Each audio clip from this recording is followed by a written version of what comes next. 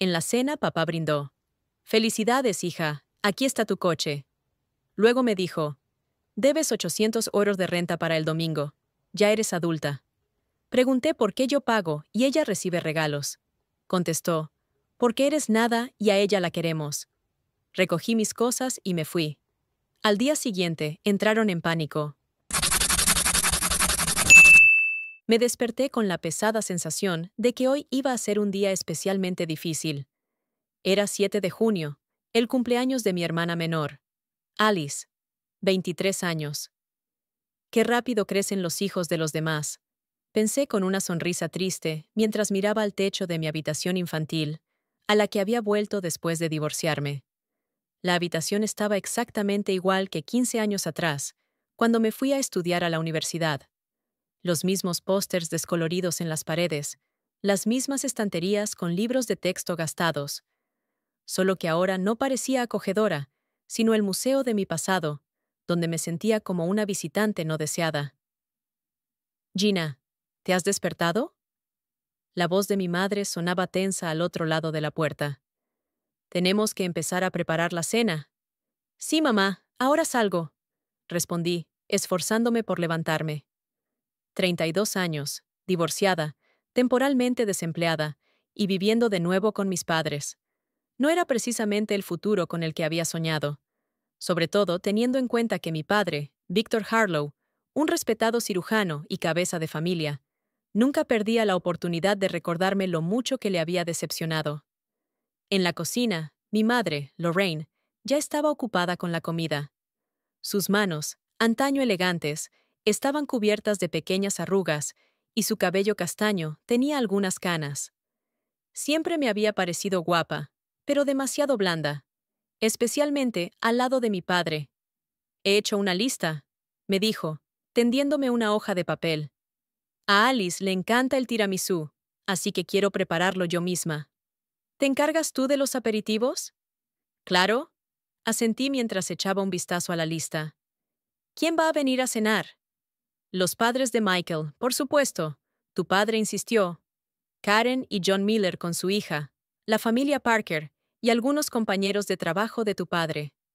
Michael es el prometido de Alice, el hijo del socio de mi padre en la clínica. La pareja perfecta para la hija perfecta». Pasé todo el día cortando verduras para los canapés, batiendo la crema para los postres y colocando los platos de porcelana que solo sacábamos en ocasiones especiales. Mamá revisaba mi trabajo de vez en cuando y lo rehacía, como si todavía fuera una adolescente incapaz de cortar tomates correctamente. Me tragué el resentimiento en silencio. A las 6 de la tarde, todo estaba listo. Subí a mi habitación para cambiarme. Mientras elegía entre dos vestidos poco impresionantes, oí que se cerraba la puerta de entrada. Mi padre había vuelto del trabajo. «Alice llegará a las 7, junto con Michael». Su voz resonó por toda la casa. Elegí un vestido azul oscuro que colgaba en el fondo del armario. Sencillo, pero elegante. Me recordaba aquellos tiempos en los que aún creía que podía ganarme la aprobación de mi padre. Me recogí el pelo en un moño descuidado, me maquillé ligeramente y bajé las escaleras. Mi padre estaba de pie junto a la chimenea, hablando por teléfono. Alto, con una postura impecable y una mirada penetrante. A sus 58 años, parecía más joven de lo que era. Atlético, en forma, con unas canas apenas visibles en las sienes. Me miró de reojo y siguió hablando. Los invitados empezaron a llegar sobre las 7.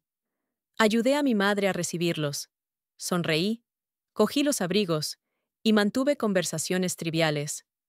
Sí, temporalmente con mis padres. No, de momento no tengo planes de empezar una nueva relación. Sí, estoy buscando trabajo en una clínica veterinaria. Cuando aparecieron Alice y Michael, la habitación se iluminó. Mi hermana menor era todo lo contrario a mí. Una rubia menuda, con una sonrisa radiante y un andar seguro. Abrazó a mis padres y luego se acercó a mí. «Gina». Su abrazo fue sincero, pero breve. «Gracias por ayudar con los preparativos». «Feliz cumpleaños, pequeña», le dije, entregándole una pequeña caja con una pulsera de plata, casi todos mis ahorros desde el divorcio. «¡Qué bonito!». Echó un vistazo al regalo, y enseguida se distrajo con los demás invitados. La cena se celebró en el salón, alrededor de una larga mesa cubierta con un mantel blanco. Yo estaba sentada entre la esposa de un colega de mi padre y una amiga de Alice, sintiéndome como un adorno en una fiesta ajena. La conversación giraba en torno a la medicina, los éxitos de Alice en la residencia y su próxima boda. Alice tiene un talento increíble, dijo mi padre con orgullo. Su jefe dice que es la mejor de su promoción. A su edad, yo ni siquiera era tan bueno. La sala se llenó de exclamaciones de aprobación. Sonreí forzadamente y di un sorbo al vino.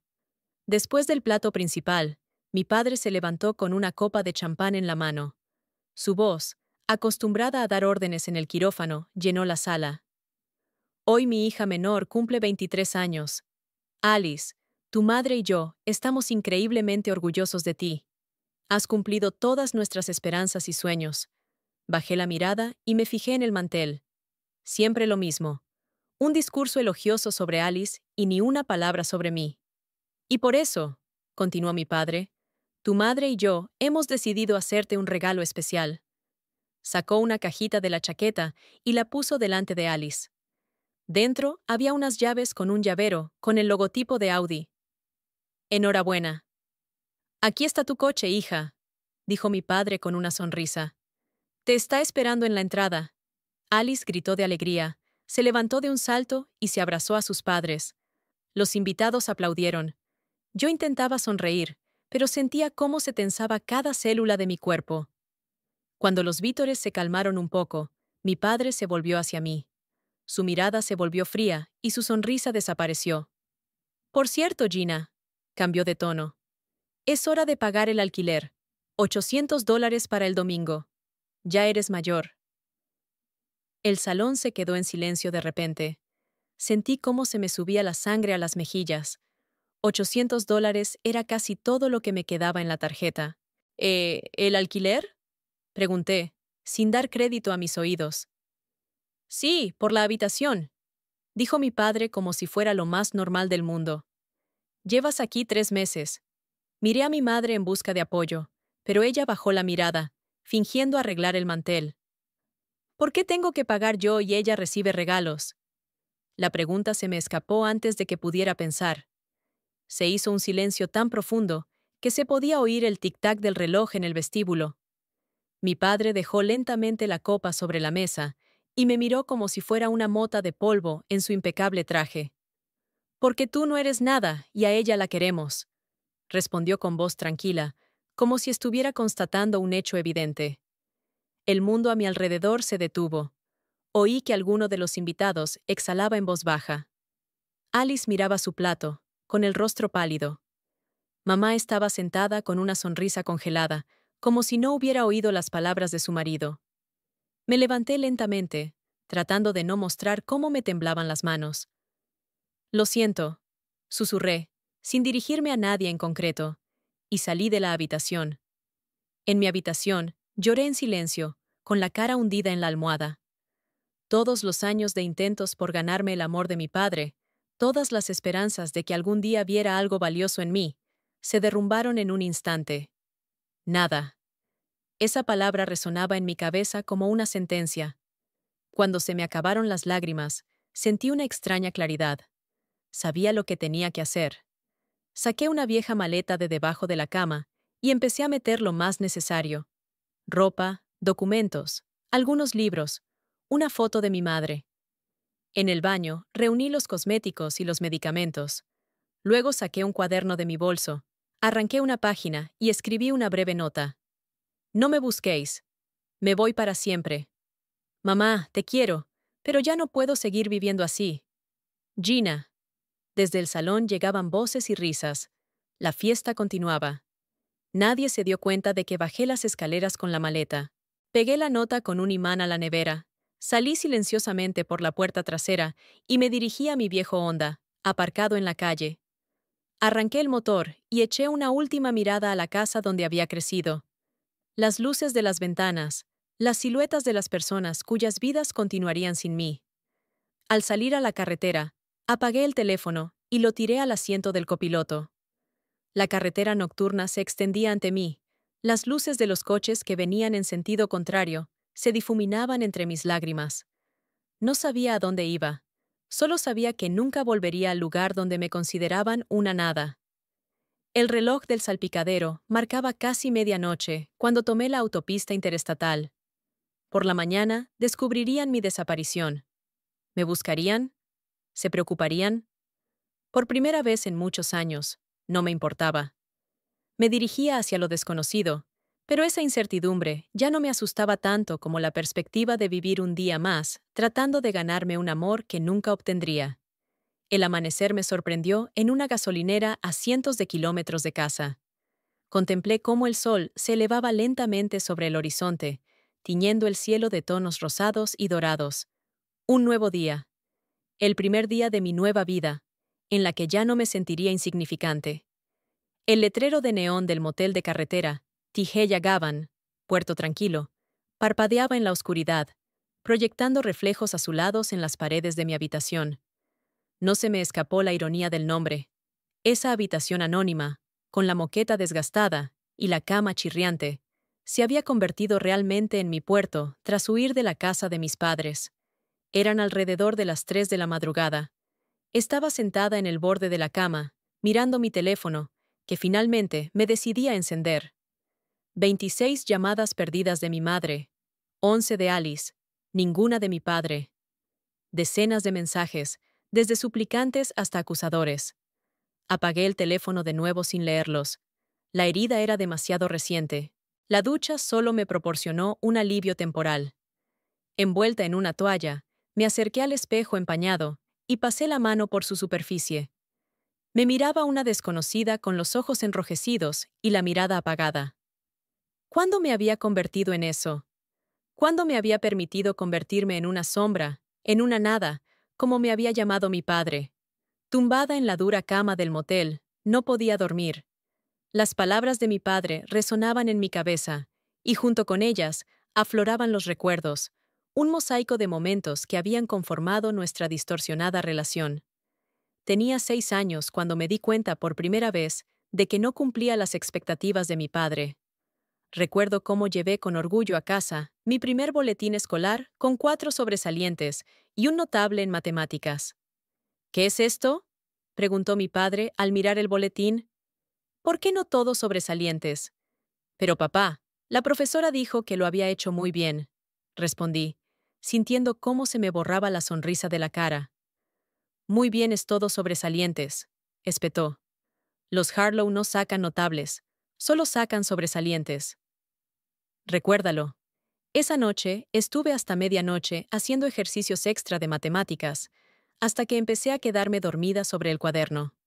Al día siguiente, en el colegio, estaba tan agotada que me quedé dormida en la clase de dibujo. Pero al final del trimestre, saqué excelente en todas las asignaturas. A los 8 años ya sabía con certeza que quería ser veterinaria.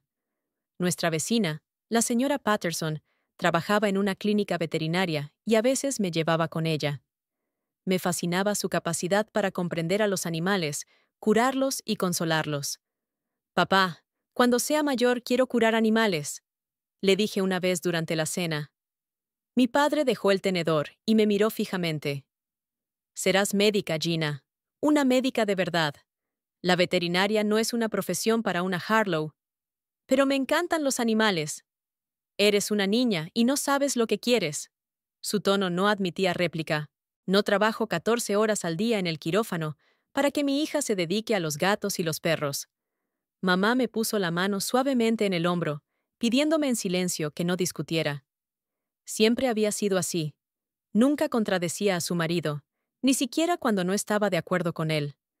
Cuando cumplí 10 años, nació Alice. Desde el principio fue perfecta. Una niña tranquila, con unos ojos azules claros muy parecidos a los de su padre. «Es mi sangre», decía él con orgullo, mientras la sostenía en brazos. Yo heredé los ojos marrones de mi madre y su carácter, que mi padre consideraba demasiado blando. La diferencia en el trato se hizo más evidente con los años. Yo era buena estudiante, capitana del equipo de debate del colegio, pero eso nunca era suficiente. Alice podía sacar un 4 en literatura, y mi padre solo bromeaba diciendo que Las humanidades no son importantes para el futuro de un cirujano. Cuando tenía 16 años, gané el concurso municipal de proyectos científicos con un trabajo sobre el comportamiento de los animales salvajes. La ceremonia de entrega de premios coincidió con una operación importante de mi padre, y por supuesto, no vino. Mi madre estaba sentada en primera fila, aplaudiendo tan fuerte que me daba vergüenza. Pero su orgullo no bastaba para llenar el vacío que dejaba la ausencia de mi padre. 2 años más tarde, Alice, que entonces tenía 8 años, interpretaba un árbol en una obra de teatro del colegio. Mi padre canceló una operación programada para poder asistir. «Hay cosas más importantes que el trabajo», dijo entonces. En el instituto, sin que mis padres lo supieran, solicité plaza en la Facultad de Veterinaria de Cornell y conseguí una beca.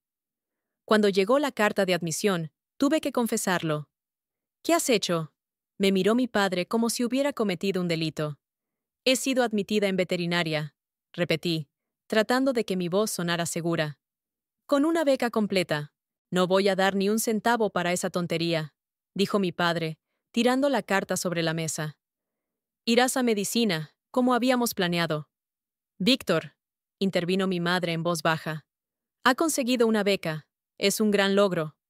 «No te metas, Lorraine», la interrumpió él. «Siempre la estás mimando. Por eso se ha vuelto tan caprichosa». Aquella noche terminó con mis lágrimas y el consuelo silencioso de mi madre en mi habitación, mientras mi padre veía la televisión abajo, como si nada hubiera pasado. Al final, ingresé en la Facultad de Veterinaria. Fue mi primera rebelión real, mi primer paso hacia la independencia. Y la gota que colmó el vaso para mi padre. Nunca me perdonó del todo por esa decisión. El día de mi graduación en la universidad era claro y soleado. Estaba de pie entre la multitud de graduados con mi toga negra, buscando a mis padres entre los espectadores. Mamá estaba allí, con un ramo de tulipanes amarillos, mis favoritos. Junto a ella estaba Alice, de 13 años, claramente aburrida. El asiento de mi padre estaba vacío. «Tiene una operación de urgencia, cariño», me explicó mi madre, abrazándome después de la ceremonia. Tenía muchas ganas de venir. Asentí con la cabeza, fingiendo creerla. Pero en el fondo sabía la verdad. Mi graduación simplemente no era un acontecimiento lo suficientemente importante para él. 3 meses después, estaba de pie en las últimas filas del salón de actos del colegio, viendo cómo Alice recibía el premio por haber ganado la Olimpiada Científica. Mi padre estaba sentado en primera fila, con el rostro radiante de orgullo. Le había traído un enorme ramo de lirios y se pasó toda la noche grabándola con la cámara. «Mi hija seguirá mis pasos», decía con orgullo a sus colegas en la recepción después de la ceremonia. «Tiene un verdadero talento para la medicina». Conocí a Nate a los 26 años, cuando trabajaba en una pequeña clínica veterinaria. Traía a su viejo labrador, Max, para que lo curaran. Nate era profesor de historia en un colegio, tranquilo, reflexivo y con una capacidad increíble para escuchar. Después de 3 meses saliendo, decidí presentárselo a mis padres. «¿Profesor?», preguntó mi padre, sin intentar ocultar su decepción. «¿En serio, Gina? ¿Primero veterinaria y ahora profesora?». «Papá, Nate es un hombre maravilloso», repliqué. «Le encanta su trabajo y...». «¿Cuánto gana?», interrumpió mi padre.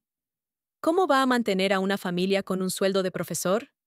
«Los dos trabajamos», dije, sintiéndome avergonzada. «Y el dinero no es lo importante». «Claro que no es lo más importante», resopló mi padre.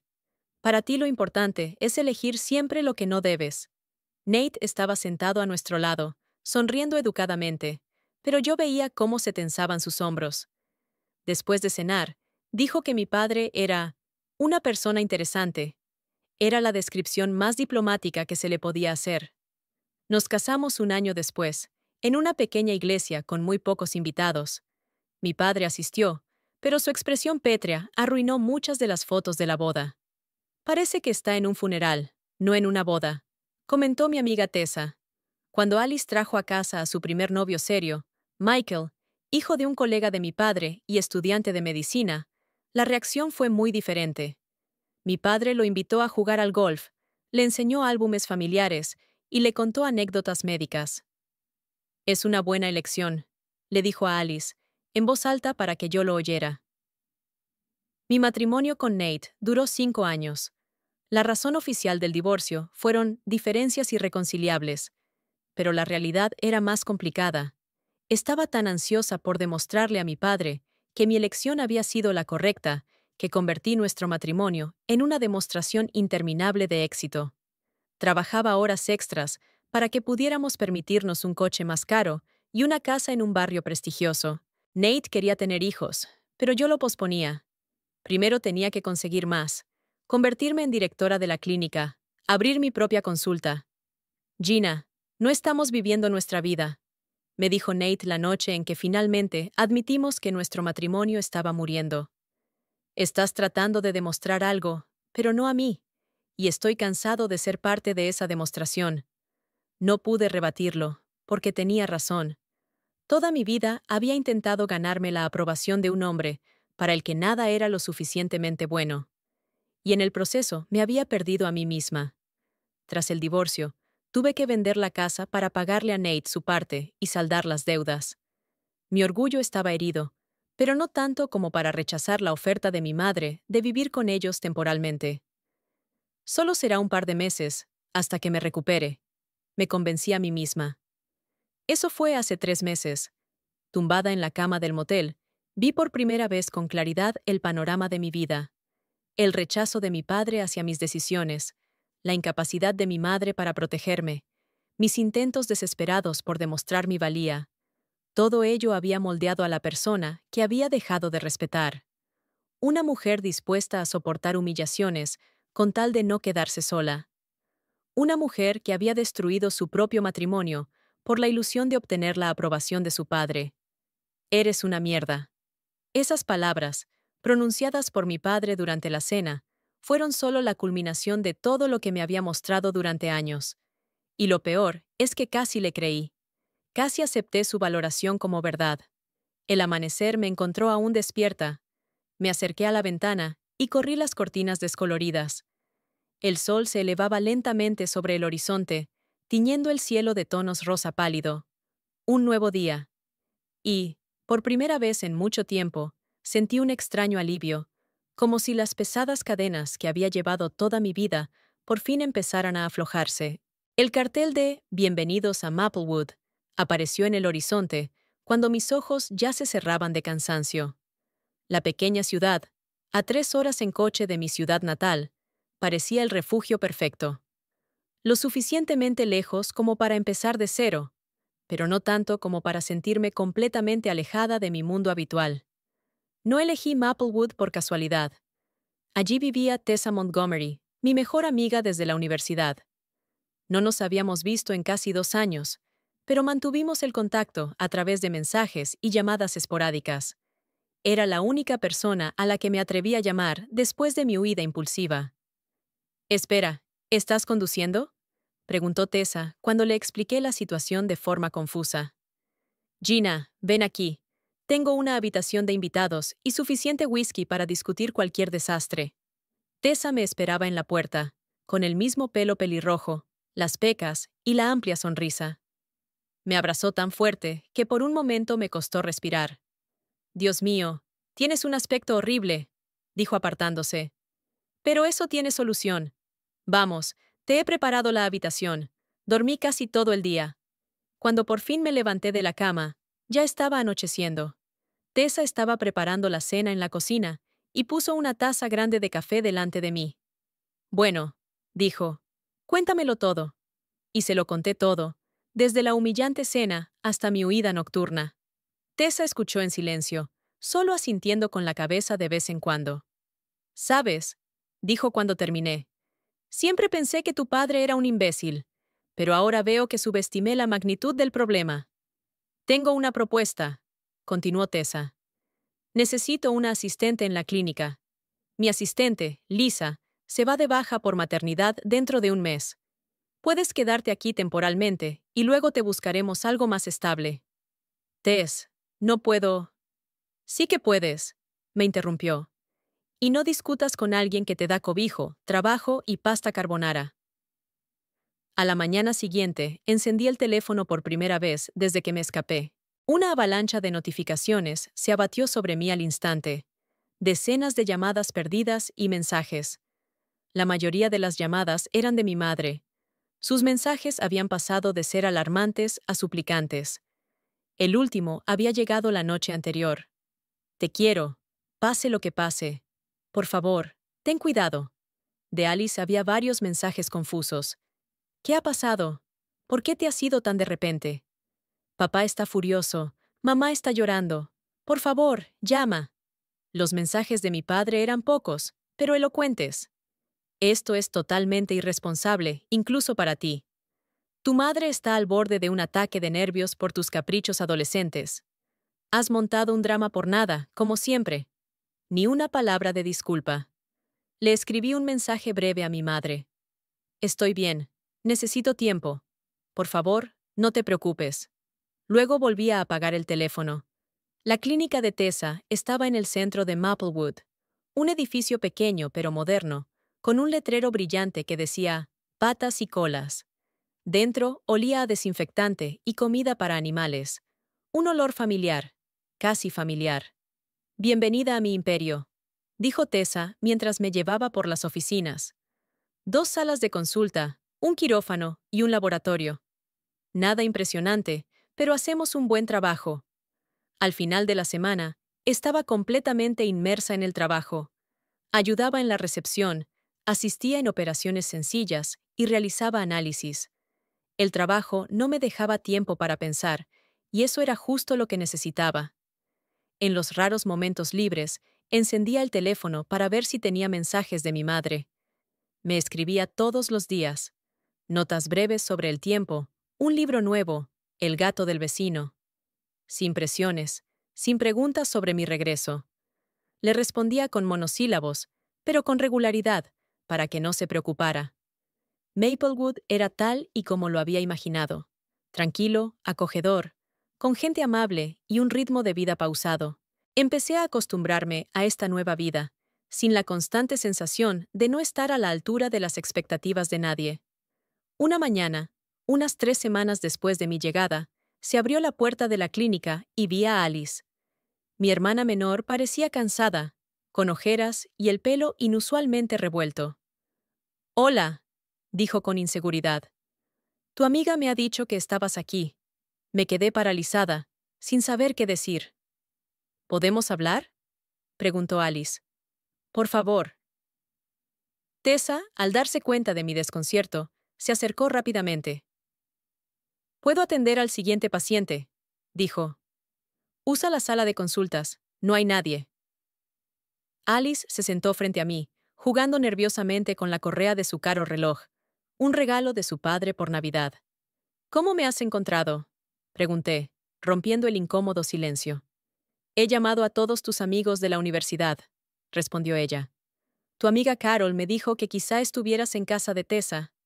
«¿Por qué has venido, Alice?» «Gina está muy preocupada. Tu padre está enfadado. Todo se ha ido al traste desde que te fuiste. Vuelve a casa. Podemos arreglarlo todo». Negué con la cabeza, sintiendo cómo la amargura me invadía. «No hay nada que arreglar, Alice. Mi padre ha dicho lo que piensa de mí desde hace años. Solo que antes no lo decía en voz alta». «No lo decía en serio», replicó Alice. «Ya sabes cómo es.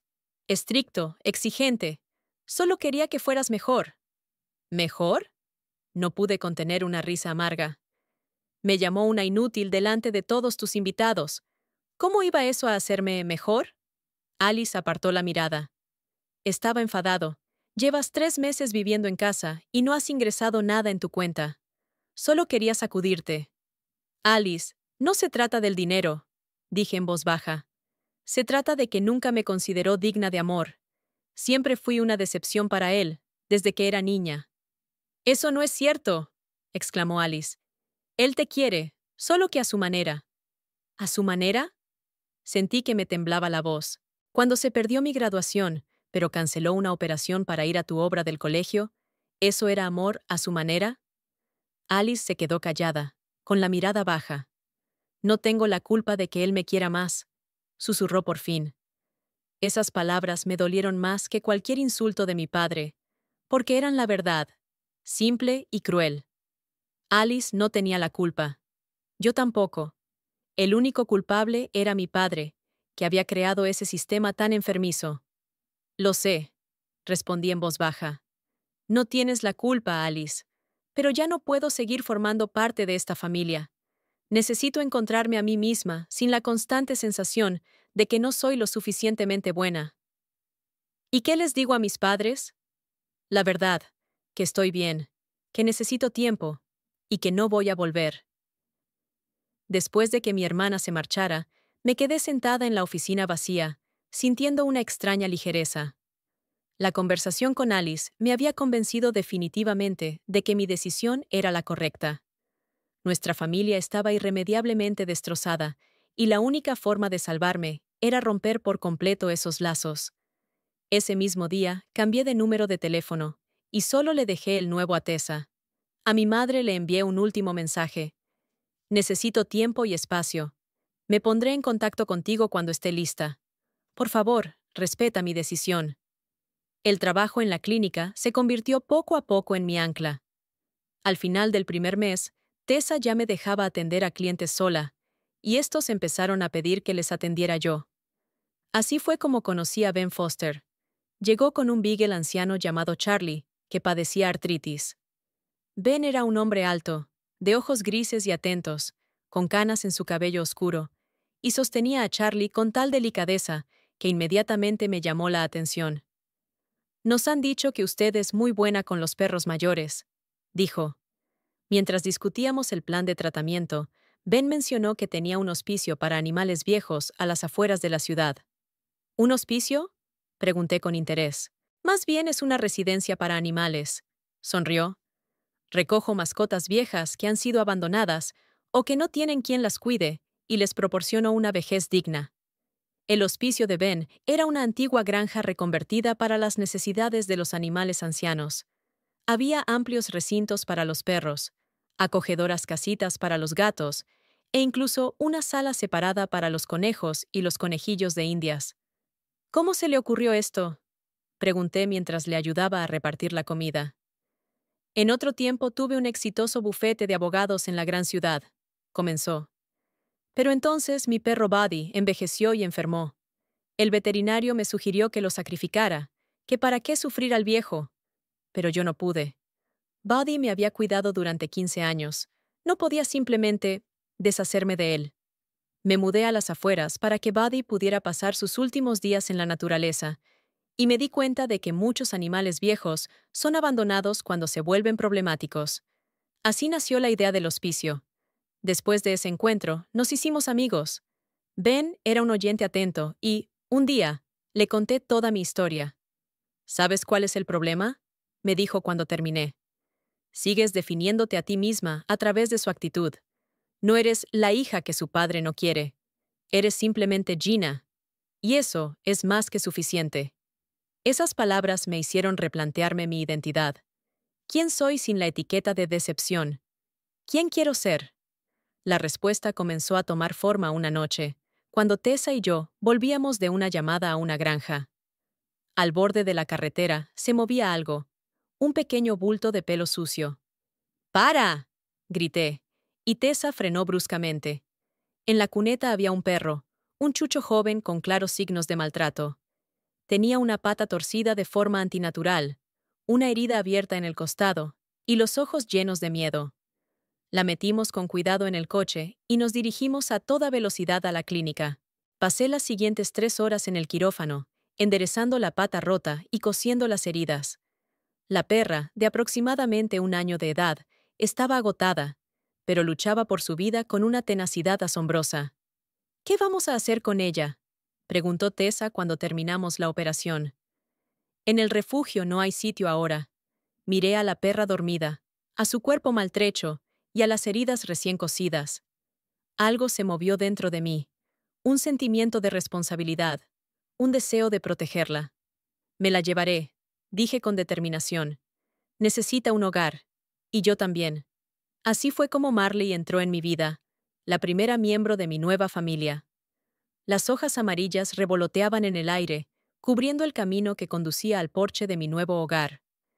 Había pasado medio año desde que dejé la casa de mis padres, medio año de una nueva vida. Ahora tenía mi propio rincón, una pequeña casa de una planta con jardín a las afueras de Maplewood.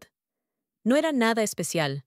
2 dormitorios, un salón, una cocina con una encimera desgastada y armarios que chirriaban. Pero era mi casa y el alquiler se ajustaba perfectamente a mi sueldo en la clínica de Tessa. Marley corría delante de mí, cojeando de una pata trasera. A pesar de todo el tratamiento, nunca se recuperó completamente de la lesión.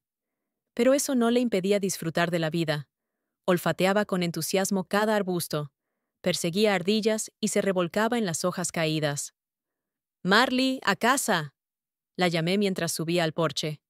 La perra se acercó a mí de mala gana, pero a mitad de camino se detuvo y olfateó.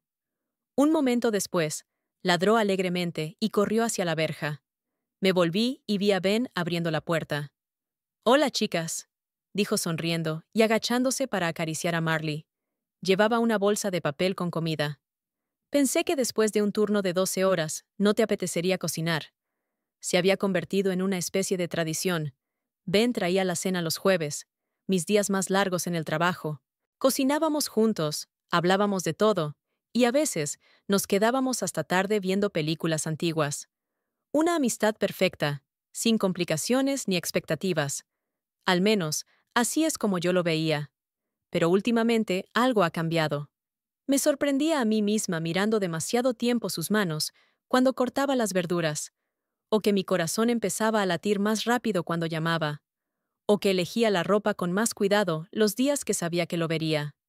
Pasta con marisco y tu tarta de queso favorita de La Cuchara Dulce. Ben dejó la bolsa sobre la mesa de la cocina. Y vino, porque hoy es un día de celebración. ¿Celebración? Levanté una ceja mientras sacaba los platos. 6 meses de tu nueva vida, explicó él, descorchando la botella. Una fecha importante. Me quedé paralizada al darme cuenta de que tenía razón. Hacía exactamente 6 meses que había huido de casa tras las humillantes palabras de mi padre. 6 meses de nueva vida, nuevo trabajo, nuevas relaciones. Y, por primera vez, no sentía un peso en el pecho al pensar en ello. «¿Sabes?», dije, tomando una copa de vino. «Tienes razón. Realmente vale la pena celebrarlo». Durante la cena, le conté a Ben mi última sesión con el Dr. Heller. Empecé la terapia 3 meses atrás, cuando me di cuenta de que, a pesar de todos los cambios en mi vida, mis demonios internos no habían desaparecido. Hablamos sobre el perfeccionismo, le expliqué, enrollando la pasta en el tenedor. Sobre que mi deseo de ser perfecta es una reacción a las críticas constantes de mi padre. Si pudiera ser perfecta, quizá él me querría por fin. «¿Y qué te dijo la doctora Heller?», preguntó Ben, mirándome atentamente. «Que el perfeccionismo es un mecanismo de defensa que hace más daño que bien, y que tengo que aprender a valorarme independientemente de la opinión de los demás». Ben sonrió con ternura. «Tu doctora Heller es una mujer inteligente». «Sí, sí, aunque a veces me dan ganas de estrangularla por esas preguntas tan profundas que me hacen llorar durante toda la sesión». Nos reímos y la conversación pasó a temas más ligeros. Los nuevos pacientes de la clínica, los problemas con el techo del hospicio de Ben, los chismes del pueblo. Los últimos 6 meses habían sido un periodo de recuperación y crecimiento. El trabajo en la clínica de Tessa se había convertido para mí no solo en una forma de ganar dinero, sino también en un motivo de orgullo. Mis habilidades en el diagnóstico eran reconocidas no solo por Tessa, sino también por los dueños de los animales, que ahora a menudo pedían que les dieran cita conmigo. Por fin sentía que había encontrado mi lugar. Un día, Tessa me sorprendió leyendo un artículo científico sobre nuevos métodos para tratar la artritis en perros. «¿Has pensado alguna vez en especializarte?», me preguntó. «Tienes un talento evidente para trabajar con animales mayores». La idea se me quedó grabada en la cabeza. Empecé a leer más, a asistir a seminarios online y a consultar a colegas de otras clínicas. Poco a poco, empezaron a enviarme los pacientes de edad avanzada más difíciles, no solo de Maplewood, sino también de los pueblos vecinos. Marley también se convirtió en una parte importante de mi recuperación. Ella me necesitaba, y eso me daba un objetivo además del trabajo. Salíamos a pasear 2 veces al día, íbamos a parques para perros, y seguíamos un programa de rehabilitación para su pata lesionada. Poco a poco, la perra asustadiza y abatida se convirtió en un animal seguro y juguetón, aunque seguía mostrando cierta desconfianza hacia los desconocidos. Ben era la única persona, aparte de mí, en quien Marley confiaba incondicionalmente. Verlos juntos, con Marley apoyando la cabeza en sus rodillas y él rascándole detrás de las orejas, justo donde a ella le gustaba, me llenaba el corazón de calor. Ben entendía a los animales como nadie, y parecía entenderme a mí también. Nuestras cenas de los jueves se convirtieron en el ancla de mi semana. A veces íbamos al cine o a las ferias locales, otras veces le ayudaba en el hospicio. Ben nunca me presionaba, nunca exigía más de lo que yo estaba dispuesta a dar. Después del desastre de mi matrimonio y de todo lo que había pasado con mi padre, ese apoyo discreto era justo lo que necesitaba. Pero en el fondo de mi corazón sabía que mis sentimientos por él iban más allá de la amistad. Y eso me asustaba.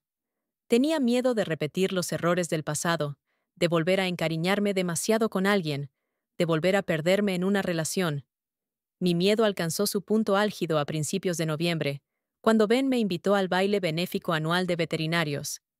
«No es una cita», añadió rápidamente al notar mi desconcierto.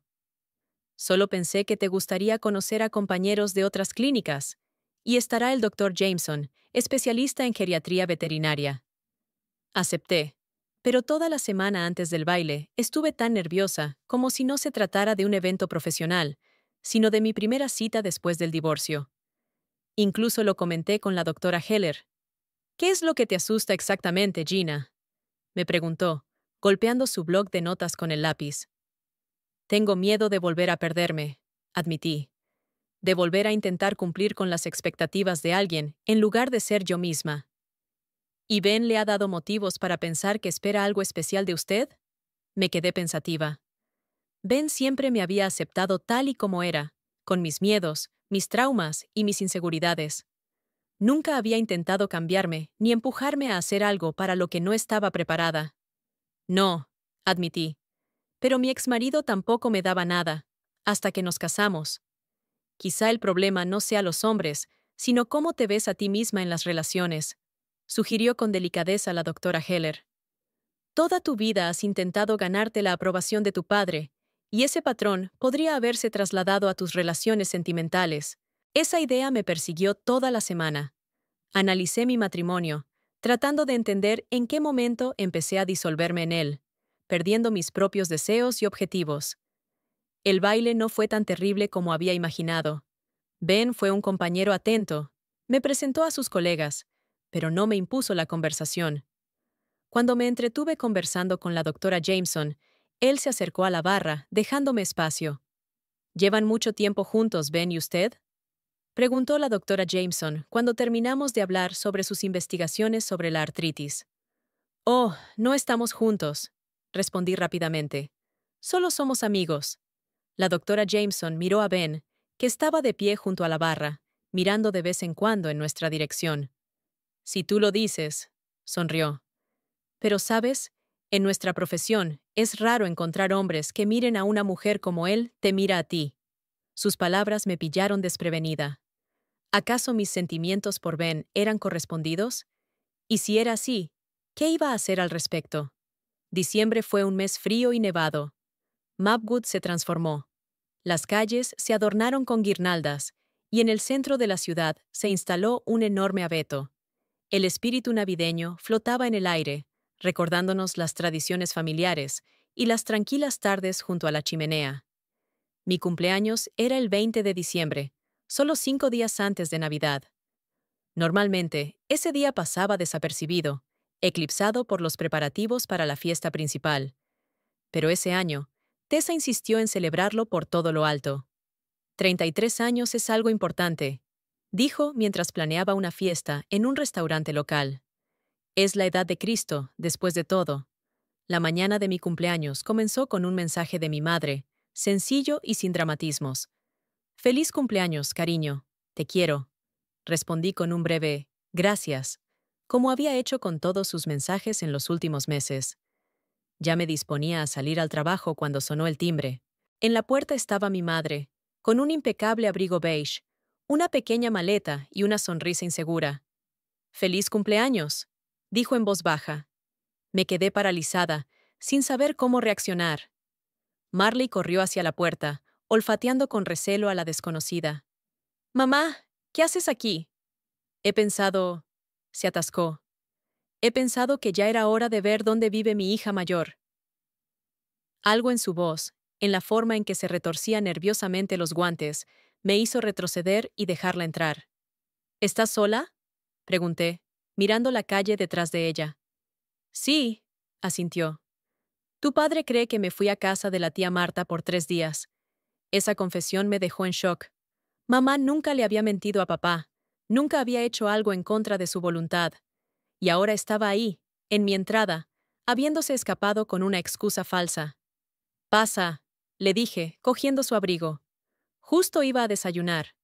Tomando café en mi pequeña cocina, intercambiamos frases incómodas sobre el tiempo, sobre Marley, sobre mi casa. Entonces, de repente, mi madre dijo: «Me gusta tu vida aquí, Gina. Pareces más feliz». Levanté la vista de la taza. «Gracias. De verdad soy más feliz». Mamá miró por la ventana al jardín nevado, donde Marley perseguía a los pájaros. «Sabes, siempre te he admirado», dijo en voz baja. «Tu valentía, tu capacidad para seguir tu propio camino». «Mamá». «No, déjame terminar», dijo levantando la mano. «Nunca pude enfrentarme a tu padre como tú lo has hecho. Toda mi vida he sido una sombra, un eco de sus deseos y decisiones. Y lo peor es que le permití que te tratara como lo hacía». Sus ojos se llenaron de lágrimas. «Debería haberte protegido. Tenía que haberle dicho que no tenía razón. Pero tenía miedo. Miedo de quedarme sola. Miedo de su ira. Miedo de una vida sin él. Y por ese miedo te fallé a ti, a mi hija». No sabía qué decir. Toda mi vida había estado enfadada con mi madre por su pasividad, por no ponerse de mi lado. Pero ahora, al ver sus lágrimas, su arrepentimiento, sentí que mi corazón se ablandaba. «Estás aquí ahora», dije por fin. «Eso significa algo». Mamá extendió la mano sobre la mesa y me apretó la mano. «Cuando te fuiste, algo cambió en mí. Fue como si tu marcha hubiera despertado una parte de mí que llevaba décadas dormida. Empecé a darme cuenta de cosas, como la forma en que él me hablaba, cómo tomaba decisiones sin preguntarme mi opinión. Y empecé a preguntarme, ¿es esta realmente la vida que quiero?». Esa confesión me conmovió. Mamá, siempre tan sumisa y callada, se había planteado por primera vez su situación. «¿Y qué has decidido?», le pregunté con cautela. «No lo sé», respondió encogiéndose de hombros. «No soy tan joven como tú, ni tan valiente, pero sé que quiero formar parte de tu vida, aunque tu padre se oponga. Hablamos todo el día. Por primera vez en muchos años, quizá por primera vez en toda nuestra vida, nos escuchamos de verdad. Mamá me habló de su juventud, de cómo conoció a papá, de los sueños que había dejado de lado por la familia. Yo le conté mis preocupaciones, le hablé de la terapia, de mi nuevo trabajo, de Ben. «Es especial para ti, ¿verdad?», preguntó mi madre cuando mencioné nuestras cenas de los jueves. «Sí», admití, «pero tengo miedo». «¿De qué exactamente?». «De repetir los mismos errores, de volver a perderme en una relación, de volver a ser esa mujer que mide su valor a través de la aprobación de un hombre». Mi madre negó con la cabeza, pensativa. «¿Sabes cuál es la diferencia entre tú ahora y la niña que creció en nuestra casa? Esa niña no conocía su valor.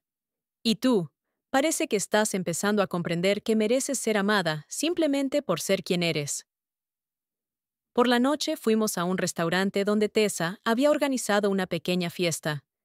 Mamá estaba un poco tensa en la nueva compañía, pero Tessa y su marido David la animaron rápidamente. Ben llegó con un enorme ramo de flores silvestres, mis favoritas, y una botella de vino excelente. Al mirar a esas personas, viejos y nuevos amigos, a mi madre, que por primera vez intentaba vivir según sus propias reglas, sentí una profunda gratitud. 6 meses antes había huido de una vida que me estaba destruyendo. Y hoy celebraba mi cumpleaños rodeada de personas que me aceptaban tal y como era. Cuando terminó la fiesta, Ben se ofreció a acompañarnos a mi madre y a mí a casa. En la puerta de mi casa, de repente dijo: «Gina, ¿quieres ir al cine el sábado? Solo tú y yo».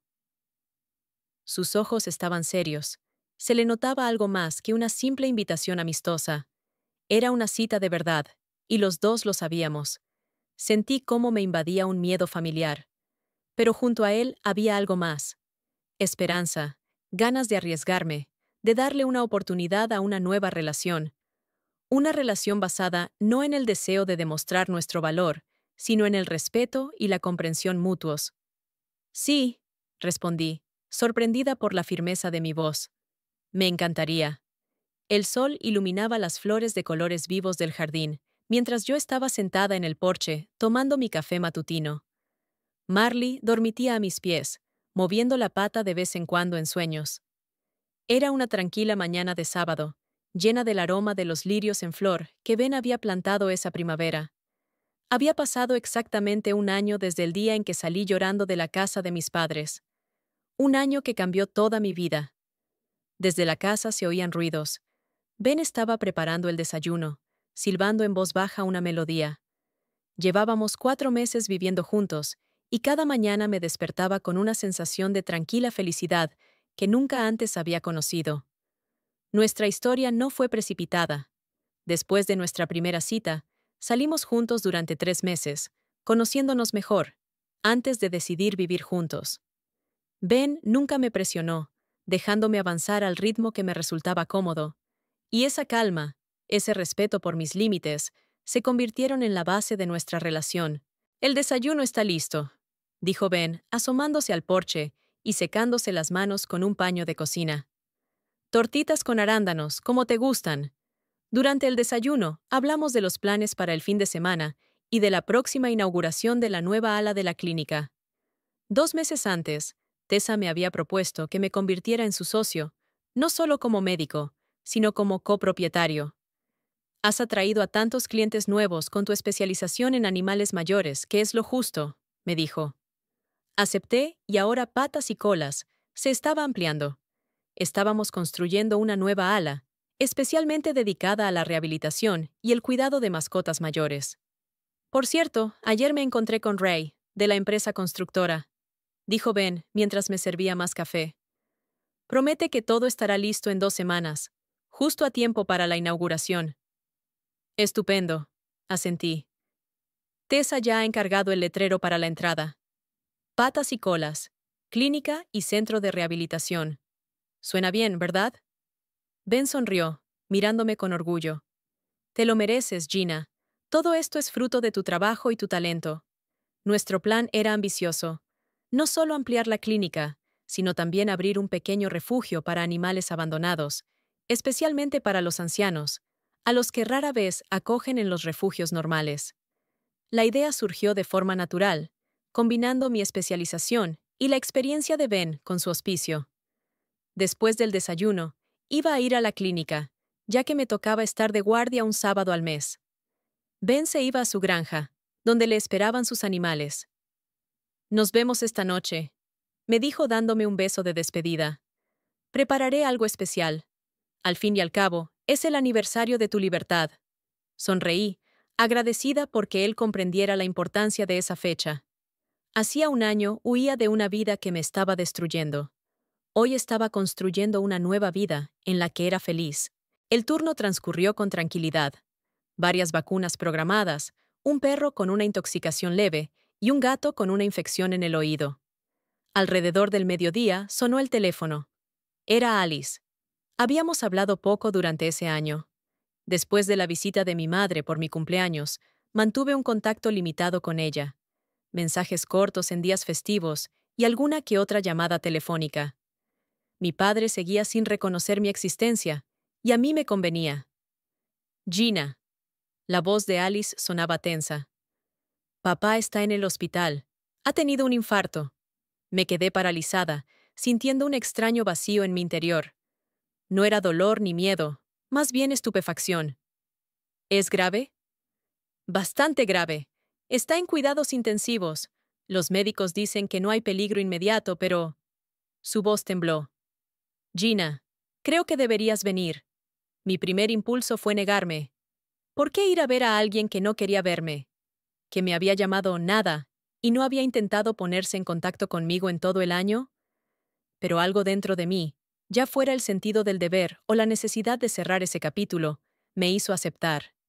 Iré mañana por la mañana, dije. Avísale a mamá. Por la noche se lo conté todo a Ben. Él me escuchó atentamente, sin interrumpirme, y luego me preguntó, ¿estás segura de que quieres ir? No, respondí con sinceridad. Pero debo hacerlo. No por él, sino por mí. Para cerrar ese capítulo y poder seguir adelante sin ese peso. Ben asintió con comprensión. ¿Quieres que vaya contigo? No hace falta, negué con la cabeza. Es algo que debo hacer yo sola. El camino a mi ciudad natal me pareció más corto que un año atrás, cuando huía en dirección contraria. Aparqué frente al hospital, un gran edificio moderno de cristal y hormigón, y me quedé unos minutos en el coche, tratando de recomponerme. En el vestíbulo me encontré con mi madre y Alice. Mi madre parecía agotada, con los ojos enrojecidos por el llanto, pero se abalanzó sobre mí para abrazarme en cuanto me vio. Gracias por venir, susurró. Es importante para él, aunque no lo diga. Yo lo dudaba, pero no dije nada.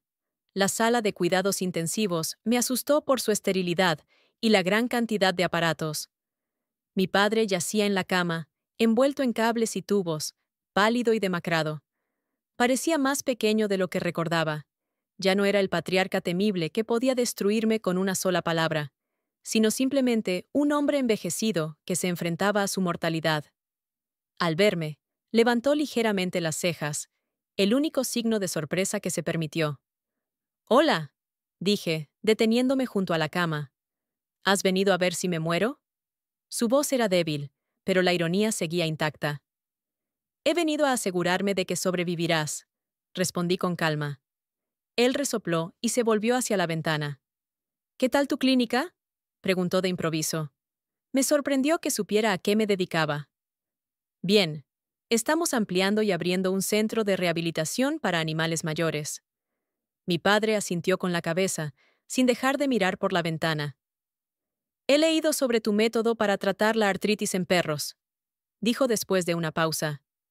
«En la revista Veterinary Medicine. Un enfoque interesante. Su reconocimiento me dejó atónita. Mi padre, que siempre había considerado la veterinaria una profesión indigna, no solo sabía de mi publicación, sino que la había leído. «Gracias», respondí, sin saber qué más decir. Hablamos durante aproximadamente una hora, con incomodidad y largas pausas, pero sin hostilidad evidente. Mi padre no se disculpó por sus palabras, ni reconoció que se había equivocado. Sin embargo, en sus preguntas sobre mi trabajo y mi vida, se percibía algo nuevo. No era aprobación, no, sino reconocimiento. El reconocimiento de que existía independientemente de él, de que mi vida tenía valor, aunque no se ajustara a sus ideas. Cuando la enfermera dijo que se había acabado el tiempo de visita, me levanté para marcharme. «Gina», me llamó mi padre. «Tu madre ha cambiado desde que te fuiste. Se ha vuelto más independiente». No había acusación en su voz, más bien una constatación de un hecho, quizás con un toque de respeto. «Eso está bien», respondí. «Lo necesita». En el pasillo me alcanzó Alice. Se veía diferente al año anterior, menos arreglada, más auténtica. Había un cansancio en sus ojos que antes no tenía. «Gracias por venir», dijo. «Sé que no ha sido fácil para ti». Salimos al jardín del hospital y Alice me propuso sentarnos en un banco. «He roto con Michael», dijo de repente. «Hace 3 meses». «¿Por qué?», pregunté sorprendida. Parecían la pareja perfecta. 2 futuros médicos, ambos de buenas familias. Alice sonrió con amargura. «Porque me di cuenta de que no estaba viviendo mi vida. Michael era la elección perfecta para la hija del Dr. Harlow, pero no para mí». «¿Y cómo reaccionó tu padre?» «¿Tú qué crees?». Se encogió de hombros. Se puso furioso. Dijo que estaba arruinando mi vida. Por primera vez, me sentí como tú. Una decepción.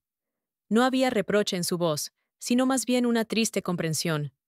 «Sabes», continuó Alice, «nunca entendí realmente por lo que habías pasado todos estos años.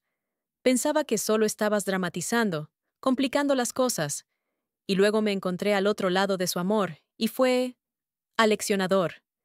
Miré a mi hermana menor y vi cómo había madurado en ese año. Quizás mi huida fue el catalizador del cambio no solo para mí, sino para toda la familia. He solicitado una residencia en pediatría», dijo Alice. «No en cardiochirugía, como quería papá. Ser pediatra es lo que siempre he querido ser. Me alegro por ti», dije con sinceridad. «Gina», Alice me tomó de la mano. «Quiero que seamos hermanas. De verdad. Sin toda esa rivalidad, sin comparaciones. Solo dos hermanas que se apoyan mutuamente». Sentí cómo se me llenaba el pecho de calor. Quizás algo bueno había salido de toda esta historia con mi padre. Alice había encontrado su voz, su camino. «Yo también quiero eso», respondí, apretándole la mano. Nos quedamos en el jardín otra hora, hablando de todo. De sus estudios, de mi clínica, de Ben, de sus nuevos planes. Por primera vez hablábamos como iguales, sin rastro de rivalidad ni resentimiento. Antes de irme, pasé a ver a mi madre, que se había quedado en el hospital con mi padre. Parecía cansada, pero en sus ojos ya no había esa expresión agotada que yo recordaba. «¿Cómo estás?», le pregunté, abrazándola. «Sobreviviendo», respondió con una débil sonrisa. «Este año ha sido difícil, pero necesario». Nos sentamos en la cafetería del hospital y mi madre me contó los cambios que se habían producido en su relación con mi padre. Me contó que había empezado a expresar su opinión y que había vuelto a pintar, una afición que había abandonado después de casarse. Cómo se había apuntado a un curso de informática y ahora ganaba un dinero extra trabajando a distancia, escribiendo textos. «Tu padre se quedó en shock», dijo riendo. No podía creer que su tranquila Lorraine hubiera encontrado de repente su voz. «¿Ha cambiado su actitud hacia ti?», le pregunté. «No de inmediato», respondió, sacudiendo la cabeza.